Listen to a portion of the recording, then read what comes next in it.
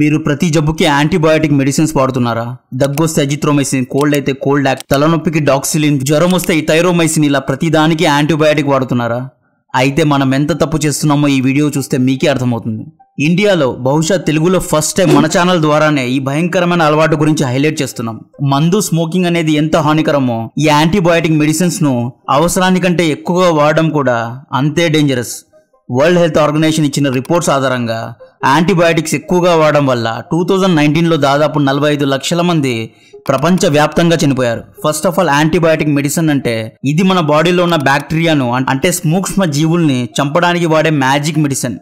దగ్గు, air infection, fever, cold, throat infection రావడానికి కారణం ఏంటి? బ్యాక్టీరియా. ఈ బ్యాక్టీరియాను మామూలు డ్రగ్స్ కూడా నయం చేస్తాయి, మామూలు మెడిసిన్స్ కూడా నయం చేస్తాయి. బట్ యాంటీబయాటిక్స్ మెడిసిన్స్ చాలా ఫాస్ట్ గా నయం చేస్తుంది కాబట్టి ఎక్కువ శాతం ప్రజలు యాంటీబయాటిక్స్ ను వాడడానికి ఇష్టపడతారు. ఫాస్ట్ గా నయం అవుతుంది అని డాక్టర్స్ కూడా దీన్నే ప్రిస్క్రైబ్ చేస్తూ ఉంటారు. బట్ ఈ యాంటీబయాటిక్స్ ను అవసరానికంటే ఎక్కువగా అధికంగా వాడితే వచ్చే పరిణామాలు చాలా భయంకరంగా ఉంటాయి. స్వీడన్ యొక్క centre for disease dynamics, economics and policy ఇచ్చిన రిపోర్ట్ ఆధారంగా భారత్లో యాంటీబయాటిక్ యూసేజ్ ఎక్కువైంది అని హెచ్చరిస్తున్నారు.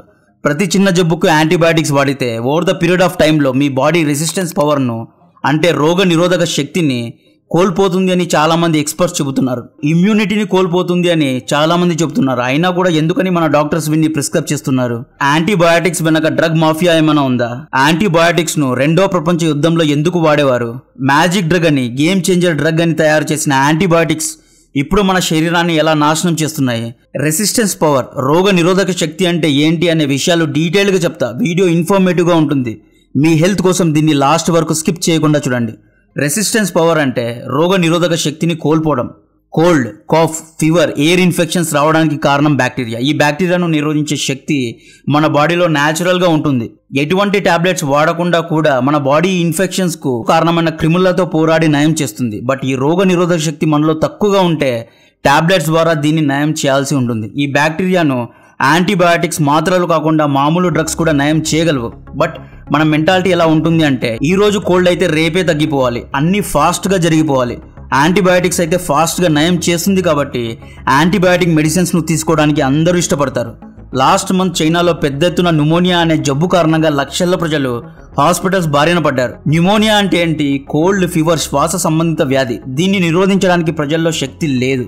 పబ్మెడ్ ఇచ్చిన ఒక రిపోర్ట్ ఆధారంగా న్యూమోనియా, ట్యూబర్కులోసిస్ వంటి ఇన్ఫెక్షన్స్ రావడానికి కారణం మనలో రోగ నిరోధక శక్తి లేకపోవడం. 2020లో కోవిడ్ ఇన్ఫెక్షన్స్ కారణంగా లక్షల్లో భారతీయులు చనిపోయారు. ఈ చావుకు ముఖ్యమైన కారణం ఏంటి? మనలో రోగ నిరోధక శక్తి లేకపోవడమే. కరోనాను బయోవార్ అంటున్నాం, కొంతమంది దీన్ని కావాలనే రిలీజ్ చేశారు అంటున్నాం, చైనా ల్యాబ్ నుండి ఇది రిలీజ్ అయింది అంటున్నాం. ఇందులో నిజం కూడా ఉంది. కానీ ఫస్ట్ మనం మన తప్పును ఇంట్రోస్పెక్ట్ చేసుకోవాలి. ఫస్ట్ మనలో వైరల్ ఇన్ఫెక్షన్స్ ను పోరాడగలిగే శక్తి ఉందా అనేది వ్యాలిడేట్ చేసుకోవాలి. యాంటీబయాటిక్స్ ను అందరూ మ్యాజిక్ మెడిసిన్ అంటారు. యాంటీబయాటిక్స్ వేసుకుంటే చాలా తొందరగా జబ్బు నయం అవుతుంది అంటారు. బట్ వీటిని పదే పదే వేసుకోవడం వల్ల మీ బాడీలో సర్టెన్ బ్యాక్టీరియా డెవలప్ అవుతుంది. ఉదాహరణకు 1 year నుండి ప్రతిరోజు చిన్న జబ్బుకు, పెద్ద జబ్బుకు యాంటీబయాటిక్ మాత్రలు వేసుకుంటున్నారు అనుకోండి. 1 year తర్వాత మీ బాడీలో సర్టెన్ బ్యాక్టీరియా డెవలప్ అవుతుంది. ఆ బ్యాక్టీరియా స్ట్రాంగ్ అవుతుంది. ఈ బ్యాక్టీరియా మెల్లిమెల్లిగా శక్తిని పుంజుకొని 1 year తర్వాత యాంటీ మైక్రోబియల్ రెసిస్టెన్స్ ను సాధిస్తుంది. దీని తర్వాత మీరు గనుక కోల్డ్ లేదా కఫ్ వచ్చి యాంటీబయాటిక్ వాడితే ఈ మ్యాజిక్ యాంటీబయాటిక్స్ మీ బాడీ పైన పని చేయదు. ఇదే పెద్ద ట్విస్ట్. దీన్నే యాంటీ మైక్రోబియల్ రెసిస్టెన్స్ అంటారు. వన్స్ మీ బాడీలో ఏఎంఆర్ డెవలప్ అయిందా దీన్ని క్యూర్ చేయడం చాలా ఖర్చుతో కూడుకున్న పని. ఈ యాంటీబయాటిక్స్ ను మీరు ఇలాగే ప్రతి చిన్న జబ్బుకు వాడుతూ పోతే ఈ యాంటీబయాటిక్స్ వల్ల కొత్త రకమైన బ్యాక్టీరియా డెవలప్ అవుతుంది. కొత్త బ్యాక్టీరియాను యాంటీబయాటిక్స్ చంపలేవు, ఎందుకంటే బ్యాక్టీరియా యాంటీబయాటిక్స్ కంటే స్ట్రాంగ్ అవుతాయి కాబట్టి. దీని కారణంగా మీలో రోగ నిరోధక శక్తి అంటే రెసిస్టెంట్ పవర్ తగ్గిపోతుంది. దీనివల్ల మీరు ఫీవర్ వచ్చినా తట్టుకోలేరు, కోల్డ్ వచ్చినా తట్టుకోలేరు. బెస్ట్ ఎగ్జాంపుల్ నా విషయంలోనే జరిగింది. గత 3 to 4 years నుండి దగ్గొస్తే అజిత్రోమైసిన్ యాంటీబయాటిక్ వేసుకునే అలవాటు నాకుంది. డాక్టర్ సలహా కూడా తీసుకోను. దగ్గొస్తే మెడికల్ షాప్కు వెళ్ళి అజిత్రోమైసిన్ తీసుకుంటా. నాకు అజిత్రోమైసిన్ అనేది మ్యాజిక్ హీరో మెడిసిన్ లాంటిది.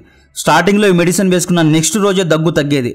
ఓవర్ ద పీరియడ్ ఆఫ్ టైంలో అంటే రీసెంట్గా నాకు దగ్గు వస్తే మళ్ళీ అజిత్రోమైసిన్ వేసుకున్నా. బట్ దగ్గు తగ్గడానికి 5 నుండి 7 రోజుల సమయం పట్టింది. దీనికి రీజన్ ఏంటి అంటే నా బాడీలో బ్యాక్టీరియా స్ట్రాంగ్ అయింది అని. ఈ బ్యాక్టీరియాను చంపే సామర్థ్యం ఇప్పుడు అజిత్రోమైసిన్ యాంటీబయాటిక్ మందుకు లేదు. బెటర్ హెల్త్ ఇచ్చిన ఒక రిపోర్ట్ ఆధారంగా యాంటీబయాటిక్స్ ఎక్కువగా వాడడం వల్ల మీ బాడీలో ఉత్పత్తి అయిన బ్యాక్టీరియాను ట్రీట్ చేయడం చాలా కాస్ట్లీ అవుతుంది. The first world health organization global report on surveillance of EMR April 2014లో విడుదల చేసిన ఒక రిపోర్ట్ ఆధారంగా యాంటీ మైక్రోబియల్ రెసిస్టెన్స్ అనేది 21st సెంచరీలో ప్రజలకు రానున్న బిగ్గెస్ట్ థ్రెట్ అని పబ్లిష్ చేశారు. వెస్టర్న్ కంట్రీస్ ప్రజలు ఆల్రెడీ వీటి వల్ల బాధపడుతున్నారు. చైనా కూడా బాధపడుతుంది. నెక్స్ట్ ఆఫ్రికా, ఇండియా, వియత్నాం వంటి డెవలపింగ్ నేషన్స్ లో కూడా దీని యొక్క ఎఫెక్ట్ ఉండబోతోంది. వరల్డ్ హెల్త్ ఆర్గనైజేషన్ ఇచ్చిన రిపోర్ట్ ఆధారంగా 49 లక్షల మంది ప్రపంచ వ్యాప్తంగా దీని కారణంగానే చనిపోయారు. యాంటీబయాటిక్స్ అధికంగా వాడడం వల్ల ఉత్పత్తి అయ్యే బ్యాక్టీరియాను యాంటీ మైక్రోబియల్ బ్యాక్టీరియా అంటారు. దీని షార్ట్కట్లో AMR అని పిలుచుకుందాం. వరల్డ్ హెల్త్ ఆర్గనైజేషన్ ఇచ్చిన ఒక రిపోర్ట్ ఆధారంగా AMR కారణంగా surgery, సిజరీన్ sections and cancer, chemotherapy వంటి రోగాలు నయం చేయడం చాలా రిస్క్తో కూడుకున్న పని అని చెప్తున్నారు. ఇక్కడ చూసారా, దగ్గు, జ్వరం, కోల్డ్ కోసం మీరు వాడిన మాత్రలు రేపు క్యాన్సర్ వ్యాధికి లింక్ అవుతున్నాయి. WHO ఇచ్చిన రిపోర్ట్ ఆధారంగా AMR కారణంగా 2050లోగా $1 ట్రిలియన్ అదనపు హాస్పిటల్ ఖర్చు అవుతుంది. ఈ బ్యాక్టీరియాను చంపడానికి అయ్యే ట్రీట్మెంట్ యొక్క ఖర్చు పెరగబోతోంది. సో ఇటువంటి అన్ఎక్స్పెక్టెడ్ హాస్పిటల్ బిల్స్ నుండి మనల్ని మనం రక్షించడానికి ప్రతి ఒక్కరి దగ్గర హెల్త్ ఇన్సూరెన్స్ అనేది కంపల్సరీగా ఉండాలి. ఇది లగ్జరీ లేదా ఆప్షనల్ కాదండి. ఇది ఒక కంపల్సరీ నీడ్ లాగా అందరి దగ్గర ఉండాలి. అయితే హెల్త్ ఇన్సూరెన్స్ను ఎలా సెలెక్ట్ చేసుకోవాలి, ఏ కంపెనీ అయితే బాగుంటుంది అనే డౌట్స్ మీలో ఉంటాయి. మనం ఇన్సూరెన్స్ తీసుకునేటప్పుడు మొదటగా చూడాల్సింది ఇన్సూరెన్స్ కంపెనీ ఏ హాస్పిటల్స్తో లింక్ అయి ఉంది అని. Insurance company wide varieties of ప్లాన్స్ను ఆఫర్ చేస్తోందా లేదా అని. ఇటువంటి పరిస్థితుల్లో డిట్టో ఇన్సూరెన్స్ మీకు అన్ని వెరైటీస్ ఆఫ్ హెల్త్ ఇన్సూరెన్స్ ప్లాన్స్ను ఆఫర్ చేస్తోంది. ఇండియన్ హాస్పిటల్స్తో వీరికి టైఅప్స్ కూడా ఉన్నాయి. డిట్టో ప్లాట్ఫామ్ యొక్క ఏజెంట్స్ ఫ్రీగా మీకు డిఫరెంట్ ప్లాన్స్ను సెలెక్ట్ చేయడంలో సలహా ఇస్తారు. మీరు హెల్త్ ప్లాన్ తీసుకున్న తర్వాత కూడా డాక్యుమెంటేషన్లో, క్లెయిమ్ సర్వీస్లో కూడా మీకు సహాయపడతారు. మామూలుగా కొన్ని ఇన్సూరెన్స్ను ఆఫర్ చేసే కంపెనీస్, ప్లాట్ఫామ్స్ పాలసీ తీసుకోండి అని అనవసరంగా కాల్స్ అండ్ మెసేజెస్ చేస్తూ ఉంటారు. కానీ ఇక్కడ స్పామ్ కాల్స్ అనేవి రావు. పాలసీ తీసుకోండి అని మిమ్మల్ని విసిగించరు. వీరి వెబ్సైట్లో ఉన్న ఎడ్యుకేషనల్ టూల్స్ కూడా మీకు వెరైటీ ఆఫ్ ప్లాన్స్ సెలెక్ట్ చేయడంలో ఉపయోగపడతాయి. హెల్త్ ఇన్సూరెన్స్ వల్ల ట్యాక్స్ బెనిఫిట్స్ కూడా మీరు అవైల్ చేసుకోవచ్చు. ఈ డిట్టో ఇన్సూరెన్స్ యొక్క పూర్తి డీటెయిల్స్ యొక్క లింక్ కింద డిస్క్రిప్షన్లో కామెంట్ బాక్స్లో పెడుతున్నా. ఈ యాంటీబయాటిక్ మెడిసిన్స్ను 28th సెంచరీ మొదట్లో అంటే 1940లో కనుక్కున్నారు. ఇది కనుక్కోవడానికి ఉన్న కారణం viral infections bacteria, infective diseases అయిన cholera, diphtheria, pneumonia, typhoid, fever, plague, tuberculosis, typhus వంటి రోగాల వల్ల ప్రజలు చనిపోయేవారు. ముఖ్యంగా 2వ ప్రపంచ యుద్ధంలో ఈ జబ్బుల వల్ల సైనికులు చనిపోవడం ఒక్కటే కాదు, ఈ జబ్బును ఒకరి నుండి ఇంకొకరికి వ్యాప్తి చేసేవారు, అంటే ట్రాన్స్ఫర్ చేసేవారు. అప్పట్లో ఒక మనిషి యావరేజ్గా 47 years మాత్రమే జీవించేవాడు. సో దీన్ని తగ్గించాలి అని అలైడ్ కూటమి అయిన అమెరికా, బ్రిటిష్ దేశాలు అనుకున్నాయి. 1928లో సర్ అలెగ్జాండర్ ఫ్లెమింగ్ మొట్టమొదటిసారి పెన్సిలిన్ అనే యాంటీబయాటిక్ మాత్రను కనుక్కున్నాడు. 1945లో ఈ మెడిసిన్ను ఎర్నస్ట్ చైన్ అండ్ హోవర్డ్ ఫ్లోరే అనే ఇద్దరు ప్యూరిఫై చేశారు. దీని తర్వాత 1950sలో, 1970sలో మరిన్ని యాంటీబయాటిక్ మెడిసిన్స్ను కనుక్కున్నారు. అందరూ ఏమనుకున్నారు, ఈ మెడిసిన్స్ బ్యాక్టీరియాను చంపుతుంది అనుకున్నారు. కానీ ఇవి ఎక్కువగా వాడడం వల్ల, దీన్ని ఎక్కువగా తీసుకోవడం వల్ల AMR డెవలప్ అయ్యి మన ప్రాణాలకు ప్రమాదం అవుతుంది అని ఎవ్వరూ ఊహించలేదు. WHO ఏమంటోంది అంటే 3rd జనరేషన్ ప్రజల్లో EMR అనేది 72 దేశాల్లో 42% ఉంది అంటోంది. ఇందులో ఇండియా కూడా ఉంది. ఇక్కడ 3rd జనరేషన్ అంటే మనమే. మన పెద్దవాళ్ళు ఎందుకు ఇన్ని రోజులు, ఇన్ని సంవత్సరాలు బ్రతికారు అంటే వాళ్ళలో రోగ నిరోధక శక్తి ఎక్కువగా ఉండేది కాబట్టే బ్రతికారు. బట్ మన పరిస్థితి వేరు. మనలో ఇమ్యూనిటీ లేదు, మనలో రోగ నిరోధక శక్తి లేదు. ఆల్రెడీ 2 కరోనా వ్యాక్సిన్స్ వేసుకున్నాం. ఈ వ్యాక్సిన్స్ వల్ల మన ఇమ్యూనిటీ తగ్గుతోంది. మీరు గమనించండి, కరోనాకు ముందు ఏదైనా జబ్బు వస్తే ఎంత తొందరగా మనకి నయం అయ్యేది, కానీ ఇప్పుడు చాలా తొందరగా జబ్బులు అనేవి నయం కావడం లేదు. దీనికి మెయిన్ రీజన్ మనలో రెసిస్టెన్స్ పవర్ లేదు, మనలో ఇమ్యూనిటీ లేదు. UN ఎన్విరాన్మెంట్ ఇచ్చిన ఒక రిపోర్ట్ ఆధారంగా EMR అంటే మన రోగ నిరోధక శక్తిని కట్టడి చేసే ఈ బ్యాక్టీరియా కారణంగా 2019లో 13 లక్షల మంది ప్రపంచ వ్యాప్తంగా చనిపోయారు. ఇది మలేరియా, ఎయిడ్స్ కంటే డేంజర్ అని UN ఎన్వైర్న్మెంట్ చెబుతోంది. ఈ బ్యాక్టీరియాను ట్రీట్ చేయడం చాలా కాస్ట్లీ అని ఎక్స్పర్ట్ చెబుతున్నారు.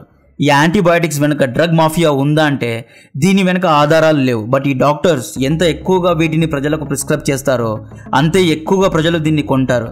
ఎంతమంది వాడితే అంత లాభం డ్రగ్ను తయారు చేసే కంపెనీస్ ఆర్జిస్తాయి. మార్కెట్లో చాలా తక్కువ యాంటీబయాటిక్స్ ఉన్నాయి, బట్ వీటి యొక్క యూసేజ్ చాలా ఎక్కువగా ఉంది. ఈ AMR జబ్బును అరికట్టాలి అంటే అందరూ కలెక్టివ్గా పనిచేయాలి. ఇది ఒక దేశానికో, ఒక రాష్ట్రానికో సంబంధించిన ఇష్యూ కాదు. ఇది గ్లోబల్ ప్రాబ్లం. దీన్ని గ్లోబల్ లెవెల్లో అడ్రస్ చేయాలి. WHO దీనిపైన పెద్ద ఎత్తున అవేర్నెస్ తీసుకురావాలి అనుకుంటోంది. WHO రియాక్టివ్గా కాకుండా అటెంటివ్గా, ప్రివెంటివ్గా పనిచేయాలి.